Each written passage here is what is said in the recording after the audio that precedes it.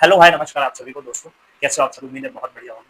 देखिए, आज का ये वीडियो बहुत ही शानदार होने वाला है क्योंकि ये आज का वीडियो पूरी तरीके से समर्पित है उन बच्चों को जो इस साल 2026 में अभी 12th में पढ़ रहे हैं या 12th पास आउट हो चुके हैं और 12th के बाद टीचिंग में अपना कहीं न कहीं करियर बनाना चाहते हैं या आपने टीचर बनने का सपना लिया है या कहीं न कहीं आप में टीचिंग की स्किल है, आप पढ़ाना चाहते हैं। तो आफ्टर 12th मैं वो ऑप्शंस आपको बताऊँगा कि आफ्टर 12th आप 4 लेवल पे टीचर बनते हो, आप सभी को पता है। एक प्री प्राइमरी टीचर, एक पीआरटी टीचर, टीजीटी, पीजीटी। तो इनमें अगर जाना है आपको तो बहुत जल्दी आपको कम एज में अगर गवर्नमेंट जॉब चाहिए, ठीक है? अगर आपको जल्दी जॉब चाहिए तो आपके लिए क्या रास्ता है? किस तरीके से आप आफ्टर 12th कौन-कौन से ऐसे कोर्सेज़ करेंगे, ठीक है? उन सब पर हम बात करेंगे कि आपको चाहे पीआरटी टीचर बनना हो, टीजीटी, पीजीटी तो इसके लिए क्या-क्या रास्ते आपके हैं, ठीक है? और कौन-कौन से अच्छे इंस्टीट्यूशन हैं, कौन-कौन से कोर्सेज़ हैं जो अगर आप करते हो तो आप बहुत जल्दी एक कम एज पे अपना करियर सेट कर सकते हो, ठीक है? तो देखिए सबसे पहले यहाँ पे हम बात कर लेते हैं जब आप अभी फिलहाल जो बच्चे 12th में पढ़ रहे हैं उन सबसे यही कहूँगा कि आप सभी अपने बोर्ड एग्जाम्स पर फोकस करें, ठीक है? फिलहाल तो आप सो जाते हैं। उसके बाद आप लोग इन अब दिक्कत क्या है कि फॉर्म्स इनके पहले ही आने लगे हैं, तो आपको कहीं न कहीं अभी से अलर्ट रहना होगा। अब देखिए मैं बता देता हूँ आपको सबसे पहली बात तो ये, आप में से बहुत से बच्चे ऐसे होंगे जिन्होंने 2 टाइप के बच्चे होते हैं। एक वो जिनको क्लियर पता है कि मुझे एजुकेशन में ही जाना है, मुझे टीचिंग में ही जाना है। तो वो तो डेफिनिटली अभी से उनके मतलब एक-एक जो बात बता रहा हूँ उनको ज़हन में रखें और आप में से कुछ लोग ऐसे होंगे जो सिर्फ सोच रहे होंगे कि हाँ, मैं टीचिंग भी कर सकता हूँ, एज़ अ बैकअप भी कुछ लोग लेके चलते हैं कि नहीं मेरे को सिविल सर्विसेज़ की प्रिपरेशन करनी है, एसएससी, बैंकिंग, रेलवे की करनी है या किसी ए और बी ग्रेड लेवल की तैयारी करनी है। बट एक बैकअप के तौर पे मेरा टीचिंग में भी अच्छा इंटरेस्ट है तो मैं इसमें भी जाना चाहता हूँ। तो ऐसे भी लोग अगर हो, तो दोनों के लिए ही कहीं न कहीं एक अच्छा ऑप्शन हो सकता है। आप फटाफट जान लेते हैं, आफ्टर 12th आपके पास टीचिंग में क्या-क्या स्कोप है, कौन-कौन से कोर्सेज़ करके आप किस-किस पोस्ट पे टीचर बनते हो और कौन-कौन से अच्छे इंस्टीट्यूशंस हैं, ठीक है? उनके बारे में हम बात करेंगे और आपके लिए एक बेस्ट रास्ता, एक बेस्ट पाथ क्या हो सकता है।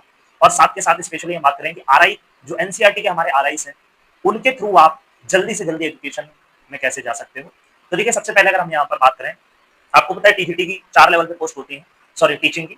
अगर आपको टीचर बनना है तो होता है पीआरटी, सॉरी सबसे पहले होता है एनटीटी, फिर आपका पीआरटी, फिर आपका टीजीटी, पीजीटी। एनटीटी होता है प्री प्राइमरी, जो आपने देखा होगा बाल वाटिका प्रोग्राम गवर्नमेंट ने लाया एनईपी के अकॉर्डिंग, यानी 6 साल तक का जो बच्चा होता है उसको प्री प्राइमरी टीचर पढ़ाता है। बेसिकली ये गर्ल्स के लिए होता है, जो गर्ल 12th पास है। 12th पास होने के बाद आपको एक इग्नू का डिप्लोमा करना होता है जो फूड एंड न्यूट्रिशन में होता है। वो अगर आप वो मैं अलग वीडियो बना दूंगा कि वो कैसे करना है आपको, उसको देख लेना, कंप्लीट डिटेल एनटीटी टीचर कैसे बनना है उसको देख लेना। तो वो आप करके जितने भी गवर्नमेंट इसकी वैकेंसीज आती हैं, जैसे अभी चंडीगढ़ में आई थी एनटीटी टीचर्स की, तो उसके लिए आप फॉर्म भरते हैं, एग्जाम होता है और सिर्फ गर्ल्स के लिए वो फिक्स होता है एनटीटी टीचर, ठीक है? फिर आता है इसमें आपका पीआरटी। पीआरटी का मतलब हो गया प्री मतलब फर्स्ट टू फिफ्थ को जो पढ़ाते हैं उनको पीआरटी बोला जाता है। पीआरटी के लिए आपको क्या करना होता है, आफ्टर 12th 12वीं के बाद आपको एक एजुकेशन में डिप्लोमा करना होता है जिसका नाम है डीएलएड, जिसको बोलते हैं, अलग-अलग नाम है, अलग-अलग स्टेट में कहीं जेबीटी बोला जाता है, कहीं DElEd, diploma in elementary education. 2 साल का कोर्स होता है। इसको कई सारी सेंट्रल और स्टेट यूनिवर्सिटीज करवाती हैं। सेंट्रल लेवल पे देखें तो बहुत सारी यूनिवर्सिटीज हैं और स्टेट लेवल पे जितने भी हमारे अगर देखें सबसे ज्यादा स्टेट लेवल पे पॉपुलर है एससीईआरटीज।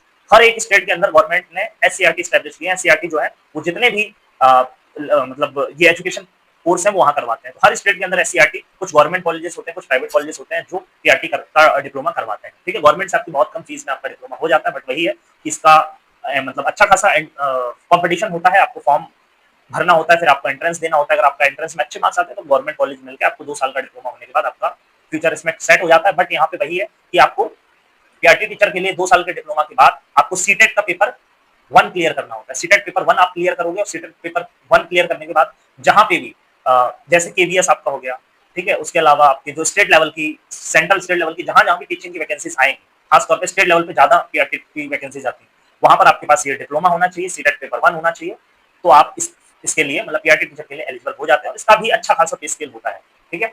लेवल 7 होता है टीजीटी का, लेवल 6 इसका होता है, ठीक है? यानी इसमें भी आपकी ग्रॉस सैलरी 50 टू 55,000, मतलब सेंट्रल लेवल पे अगर देखें तो 50 के आसपास आपका इसमें भी पीआरटी में भी मतलब स्टार्टिंग तो मेरे हिसाब से 40 टू 45 जाता है, बट अच्छा खासा पे स्केल इसमें भी रहता है पीआरटी टीचर में भी, ठीक है? तो ये कहीं ना कहीं आप मान के चलिए इसमें जल्दी, क्योंकि वैकेंसीज भी पीआरटी लेवल पर ज्यादा आती है तो आपके पास ज्यादा अपॉर्चुनिटी होती है कि आप जल्दी यहाँ पर जॉब सिक्योर कर सकते हैं, ठीक है? बट वही आपको थोड़ा सा शुरू से अलर्ट रहना होगा, जस्ट 12th पास, ठीक है? तो ये वीडियो एक तरीके से करियर काउंसलिंग टाइप आपके लिए हो गई। पीआरटी के बाद आता है आपका टीजीटी टीचर। देखिए टीजीटी का मतलब होता है ट्रेंड ग्रेजुएट टीचर। अब ये कौन से टीचर होते हैं जो क्लास 6 टू 10th पढ़ाते हैं उन्हें बोलते हैं टीजीटी टीचर। कहीं-कहीं ये 6 टू 8 भी पढ़ाते हैं, ठीक है? वैसे बेसिकली 6 टू 10th ही पढ़ाया जाता है। अब टीजीटी टीचर बनने के लिए क्या चाहिए होता है, आप मतलब 12th के बाद आप ग्रेजुएट होने चाहिए, ठीक है? ग्रेजुएशन आपके पास होनी चाहिए, उसके बाद आपके उसके अलावा आपका बीएड होना चाहिए, उसके अलावा आपका सीटेट पेपर 2 क्वालीफाई होना चाहिए, ठीक है? उसके बाद आपको जहां पे भी टीचिंग की वैकेंसी आती है उसका एंट्रेंस आपको मतलब उसका एग्जाम जो होता है फाइनली वो क्लियर करना होगा। उसका पैटर्न अलग-अलग है। जैसे केवीएस में रिटन है रिटर्न के बाद इंटरव्यू है, ठीक है। कहीं कहीं डीएसएसबी में सिंगल एग्जाम हो रहा है, तो कहीं का इंटरव्यू है, कहीं के रिटर्न है, कहीं डेमो टीचिंग, ऐसे करके सिलेक्शन प्रोसेस होता है। बेसिकली आपका ज्यादातर हर जगह रिटर्न एग्जाम ही होता है, उसको क्वालिफाई करके आपको जॉब मिल जाती है। तो ये टीजीटी का हो गया। टीजीटी में क्या रहता है, पे स्केल आपका लेवल 7 यानी अच्छा खासा 70-80,000 आपको हर मंथ ग्रॉस सैलरी बन जाती है। ये आपको टीजीटी के लिए मैंने बता दिया। अभी हम बात करेंगे, ठीक है, ये तो मैं आपको बेसिक चीज बता रहा हूँ। अभी बात करेंगे बेस्ट इंस्टीट्यूशन कौन से हैं, ठीक है, और 2026 में आपको किसको टारगेट करके चलना चाहिए, बेस्ट इंस्टीट्यूशन और कोर्सेज क्या है, ठीक है, उस पर भी बात। लास्ट आपके पास बचता है पीजीटी। पीजीटी होता है पोस्ट ग्रेजुएट टीचर। ये बनने के लिए एलिजिबिलिटी है कि किसी एक सब्जेक्ट में जिसका आपको टीचर बनना है, खासतौर पर ये 11th-12th में पढ़ाते हैं, तो 11th-12th के लिए आपके पास उस पर्टिकुलर सब्जेक्ट में मास्टर्स डिग्री होनी चाहिए विद 55% मार्क्स। उसके साथ साथ आपका बीएड होना चाहिए। ये दो तो मस्ट है। सीटेट की कोई जरूरत नहीं है। सुनने में आ रहा है कि भविष्य में इसके लिए भी सीटेट का पेपर 3 चाहिए होगा, बट अभी के लिए जरूरत नहीं है, अभी आवश्यकता नहीं है। तो दो अगर आपके पास बीएड की डिग्री और मास्टर्स डिग्री उस पर्टिकुलर सब्जेक्ट में, तो आप पीजीटी के लिए एलिजिबल है, ठीक है। इसके लिए कोई सीटेट नहीं चाहिए। जहां पे भी वैकेंसी आती है, मान लो केवीएस, एनबीएस, एमआरएस, कहीं पे भी सैनिक स्कूल्स हो गए या जितने स्टेट स्कूल्स हो गए, जहां जहां भी वैकेंसी आएगी आपको जस्ट उसका एग्जाम क्लियर करना होगा। कहीं का इंटरव्यू भी होता है, बस ज्यादातर रिटर्न एग्जाम होगा, वो क्वालिफाई करके आप पीजीटी टीचर बन सकते हो। तो ये आपका हो गया पीजीटी का। पीजीटी के लिए सिंपल ये आपको मैंने बता दिया, एलिजिबिलिटी है मास्टर्स प्लस बीएड। तो यहाँ पे अब हम बात करेंगे कि चलिए ठीक है, इतना तो आपको क्लियर हो गया। अब हम यहाँ पर बात करते हैं कि आफ्टर 12th मान लेते हैं आपको, अब चारों रास्ते देखिए यहीं से क्लियर होते हैं। अब आप में से जो गर्ल्स हैं जो चाहती हैं प्री प्राइमरी टीचर बनना, वो जस्ट 12वीं के बाद ये इग्नू का डिप्लोमा कर लें, ये वैलिड होता है डिप्लोमा, ठीक है। और जहां भी गवर्नमेंट जॉब की वैकेंसी आती है, इसके लिए कोई सीटेट नहीं चाहिए, कुछ नहीं, डायरेक्ट आपको एंट्रेंस देके आपको जॉब मिल जाएगी, ठीक है। इसका पे स्केल वगैरह क्या है, बहुत सारी चीजें वो डिटेल से अलग वीडियो में बता दूंगा। फिर यहाँ पे बचती है बाकी 3 और चीजें, फिर आपका आ गया पीआरटी। अब यहाँ पे हम बेसिकली इन तीनों पर बात करेंगे। पीआरटी की अगर मैं बात करूँ, पीआरटी के लिए आपको मैंने बताई दिया, सिंपल है कि पीआरटी के लिए अगर आपको डीएलएड करना है, डीएलएड कहाँ से करें, तो डीएलएड के लिए सिंपल है, आप ज्यादातर लोग अपने स्टेट की जो अच्छी गवर्नमेंट यूनिवर्सिटीज हैं, गवर्नमेंट कॉलेजेस हैं, उनको टारगेट करते हैं। आप जिस भी स्टेट के हैं वहां पर कोशिश करिए एससीईआरटी के जितने भी कॉलेजेस हैं, जो सरकारी कॉलेजेस हैं, वहां से करें। तो आपका बस वही है, उसके लिए आपको एंट्रेंस की तैयारी अच्छी करनी पड़ेगी, अच्छी रैंक लानी पड़ेगी, तो आपको कम फीस में हो जाएगा। अदरवाइज किसी प्राइवेट से भी आप कर सकते हो, बट प्राइवेट से आप चेक कर लो, वो एनसीटी से रिकॉग्नाइज होना चाहिए, अदरवाइज उसकी कोई वैल्यू नहीं है। बाकी गवर्नमेंट के लिए, गवर्नमेंट जॉब के लिए प्राइवेट गवर्नमेंट सबकी वैल्यू सेम होती है, ठीक है, बस वही एनसीटी से रिकॉग्नाइज हो। बट अगर कहीं इंटरव्यू हो तो थोड़ा सा एक नेगेटिव इंपैक्ट जाता है कि आपने प्राइवेट से किया है, बाकी कोई खास फर्क नहीं है, ठीक है। और इसके बाद फिर आ जाता है, ठीक है, जैसे मैं एक एग्जांपल देता हूँ, मान लेते हैं दिल्ली की अगर मैं बात करूँ, दिल्ली में जो एससीईआरटी है, ठीक है, कुछ एससीईआरटी सिर्फ एक है जो गवर्नमेंट है, और वो बहुत कम फीस में आपका डीएलएड करवा देता है। इसी तरीके से सेम यूपी, बिहार, एमपी, जितने भी स्टेट है वहाँ की एससीईआरटी के कुछ गवर्नमेंट कॉलेजेस है, वो आपको कम में करवा देते हैं, तो उसमें आप जा सकते हो। अब हम यहाँ पर बात करेंगे कि आप, अब जो लोगों को मान लेते हैं टीजीटी टीचर बनना है और पीजीटी टीचर बनना है। अब टीजीटी बनने के लिए मैंने क्या बताया, ग्रेजुएशन प्लस बीएड। हम बेसिकली यहीं पे बात करेंगे। पीजीटी के लिए क्या चाहिए, ग्रेजुएशन मास्टर्स प्लस बीएड। यानी इतना तो क्लियर है कि हमें जिस सब्जेक्ट का टीचर बनना है उसमें ग्रेजुएशन, टीजीटी के लिए उसमें ग्रेजुएशन और बीएड चाहिए। इधर भी अब दोनों में देखो क्या आ रहा है कॉमन, बीएड। मतलब बीएड तो मस्ट है, 2 साल का ये कोर्स होता है। बीएड क्या होता है, बीएड यानी बैचलर ऑफ एजुकेशन, 2 साल का ये कोर्स होता है, ठीक है, एनसीटीई के द्वारा जिसको चलाया जाता है, रिकॉग्नाइज्ड है। तो इस कोर्स को करना मैंडेटरी अगर आपको टीजीटी या पीजीटी टीचर बनना है। अब ये कोर्स कौन कौन सी यूनिवर्सिटीज ऑफर करती है, ठीक है। तो देखिए अब इस कोर्स की जहां तक मैं बात करूं, तो ये कोर्स आपका अलग अलग जितनी भी अच्छी, अगर मैं कुछ चुनिंदा अच्छे कॉलेजेस बताऊं आपको, तो ड्यू है यहाँ पर, ठीक है, फिर आपका बीएचयू है, जामिया है। इसके अलावा जो एनसीईआरटी के जितने आरआईस हैं, आपको पता है देश भर में 5 आरआई हैं, और भी अच्छी अच्छी सेंट्रल यूनिवर्सिटीज हैं। हर स्टेट में कोई ना कोई सेंट्रल यूनिवर्सिटी, हरियाणा है, राजस्थान है, अलग अलग स्टेट की जो सेंट्रल यूनिवर्सिटीज है वो भी अच्छी होती है, ठीक है। और साथ में जब स्टेट लेवल पे आ जाते हैं, तो स्टेट लेवल की भी कुछ गवर्नमेंट जो कॉलेजेस होते हैं वो भी ठीक होते हैं। बट ये तो मैंने बता दिया, यहाँ ये कोर्सेज होते हैं। अब यहाँ पर सवाल ये उठता है कि चलिए ठीक है, ये भी हमें क्लियर हो गया कि यहाँ से अब दूसरा सवाल ये आता है कि हमें मान लेते हैं बेस्ट क्या रहेगा। अब आप मान लेते हैं जस्ट 12th पास हुए। अब आप में से बहुत से लोग ऐसे होंगे जो 12th में होंगे या 12th पास आउट हो चुके होंगे। कुछ लोग आप में से ऐसे होंगे जो ग्रेजुएशन कर रहे होंगे, या ग्रेजुएशन का फाइनल ईयर होगा, या ग्रेजुएट होंगे। कुछ लोग आप में से ऐसे होंगे, 3 तरह के लोगों को ले रहा हूँ, ठीक है, जो पीजी कर रहे होंगे, या पीजी हो चुका होगा, या अपेयरिंग होगा, ठीक है। तो 12th वालों के लिए भी बात करेंगे क्या बेहतर स्कोप है, ग्रेजुएशन वालों के लिए और मास्टर्स वालों के लिए। अब देखिए 12th में जो लोग पढ़ रहे हैं या पास आउट है, उनके लिए देखो बेस्ट रास्ता क्या है, ठीक है, अभी बता देता हूँ। और हम बेसिकली यहाँ पे सेंटर में लेके चल रहे हैं एनसीईआरटी की आरआईस को, ठीक है, बेसिकली आरआई को भी लेके चल रहे हैं, और कोई दूसरा आपके पास ऑप्शन है उसको भी। तो जो बच्चे अभी 12th में हैं या 12th पास होने वाले, उनके लिए सबसे बेस्ट है कि आप एनसीईआरटी के जो हमारे आरआईस हैं, और जो अभी हाल फिलहाल में जो प्रोग्राम एक एनईपी के अकॉर्डिंग एनसीईआरटी ने चलाया, आईटैप। आईटैप का मतलब होता है इंटीग्रेटेड टीचर एजुकेशन प्रोग्राम। ये एक ऐसा प्रोग्राम है जिसमें आपको 4 साल के अंदर 2 डिग्री टोटल दी जाती है, 2 डिग्री है, ठीक है, 4 साल के अंदर किसी एक सब्जेक्ट में आपकी ग्रेजुएशन प्लस, अगर आप अलग अलग ग्रेजुएशन प्लस बीएड करेंगे तो आपको 5 साल पड़ेगा, 3 साल का ग्रेजुएशन प्लस 2 साल का। बट ऐसे अगर इंटीग्रेटेड करते तो आपको 4 साल में 2 डिग्री मिलती है, तो आपका 1 साल सेव हो रहा है, ठीक है। तो ये बहुत अच्छा मौका है कि आप आफ्टर 12th इंटीग्रेटेड आईटैप कोर्स में जा सकते हो, ठीक है। और साथ के साथ अगर आप चाहो डायरेक्ट, अब आईटैप कोर्स जो है वो सिर्फ अकेले मतलब आईटेप कोर्स इसका मतलब ऑन एग्जाम लेता है, तो इसका एग्जाम लेती है NTA, national testing agency. NTA इसके फॉर्म लगभग मान लो अभी आने वाले हैं, जनवरी के आसपास इसके फॉर्म आ जाते हैं, मार्च में इसका एग्जाम हो जाएगा, मार्च अप्रैल में। मई जून तक रिजल्ट देके ये लोग जुलाई अगस्त में काउंसलिंग करवा लेते हैं, जुलाई अगस्त तक, ठीक है।